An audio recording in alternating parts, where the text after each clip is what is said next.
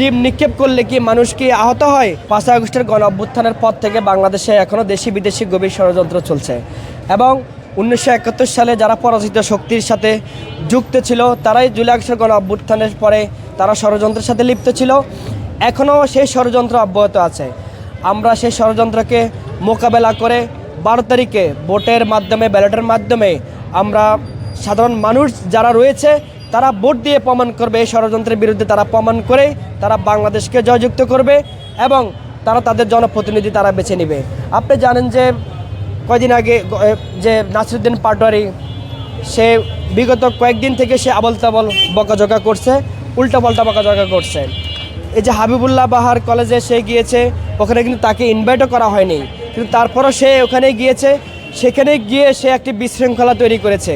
আপনি জানেন যে, আপনারা দেখেন যে সেখানে তাকে ডিম নিক্ষেপ করা হয়েছে। সেটা সাধারণ শিক্ষার্থীরা, হাবিবুল্লাহ বাহারের যে সাধারণ শিক্ষার্থীরা রয়েছে তাকে ডিম নিক্ষেপ করা হয়েছে। সেখানে বিএনপির উপর ব্লেম দেওয়া হচ্ছে যে বিএনপি এই ঘটনার সাথে জড়িত, যে বিএনপির কোনো নেতাকর্মী তো সেখানে ছিল না।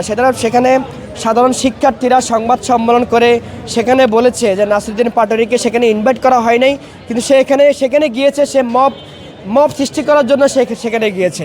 সেজন্যই তাকে ডিম নিক্ষেপ করেছে। আপনি দেখবেন যে ডিম নিক্ষেপ করেছে, কিন্তু ডিম নিক্ষেপ করার পরে সবাই একটি নাটক সৃষ্টি করেছে। সবাই কিভাবে হাতে ব্যান্ডেজ, মাথায় ব্যান্ডেজ করে নিয়ে এসেছে হাসপাতাল গিয়ে। ডিম নিক্ষেপ করলে কি মানুষ কি আহত হয়?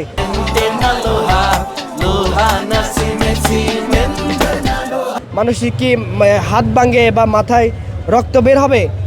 এটা পুরোটা মানে পরিকল্পিত, মানে সে মানুষের সিম্পিতি পাওয়ার জন্য এটা পুরোটা পরিকল্পিতভাবে সেই ঘটনা ঘটিয়েছে, পুরোটা মব সৃষ্টি করার জন্য ঘটিয়েছে। এবং আরেকটি ঘটনা গতকালকে যে ঘটেছে শেরপুরে, জামাত ইসলামীর যে সেক্রেটারি নিহত হয়েছে, এটাও পুরোটা পরিকল্পিত। আপনি দেখবেন যে গতকালকে যে জামাত ইসলামীর যে কয়জন নেতৃবৃন্দ ছিল তাদেরকে সেনাবাহিনী থেকে এবং পুলিশ থেকে বারবার বলা হয়েছে, মাইকিং করে বলা হয়েছে, আপনারা সামনে যাবেন না, আপনাদের নিরাপত্তা নিয়ে ওনারা কথা বলেছেন, বারবার বলেছেন।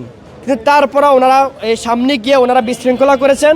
বিশৃঙ্খলা করার কারণে এই অনাকাঙ্ক্ষিত ঘটনা ঘটেছে। ওনারা যদি সামনে না যেত তাহলে এই ধরনের ঘটনা ঘটতো না। কিন্তু আমরা প্রত্যাশা করি না যে কোনো মানুষ যেন শহীদ না হয় বা কেউ যেন মৃত্যুবরণ না করে। আমরা এটা কিন্তু প্রত্যাশা করছি না, কারণ বিগত 16-17 বছরে বাংলাদেশে অনেকে শহীদ হয়েছেন, অনেকে মৃত্যুবরণ করেছেন। আমরা চাই না এই নির্বাচনে কোনো সহিংসতা হোক, কোনো বিশৃঙ্খলা হোক, কিন্তু যারা বিশৃঙ্খলা করবে তাদেরকে দাঁত ভাঙা জবাব দেওয়া হবে এবং সাধারণ মানুষকে সাথে নিয়ে আমরা দাঁত ভাঙা জবাব দিব। কিন্তু আমরা যারা ষড়যন্ত্র করছে বাংলাদেশকে নিয়ে, যে বিগত 16-17 বছরে বাংলাদেশকে নিয়ে ষড়যন্ত্র করেছিল এবং 71 সালের পর থেকেই যারা পরাজিত শক্তি তারাও ষড়যন্ত্র করেছিল, কিন্তু বাংলাদেশের পক্ষে আমরা যারা রয়েছি এই ষড়যন্ত্রকে মোকাবেলা করে আমরা সামনের দিনে আমরা এগিয়ে যাব ইনশাল্লাহ।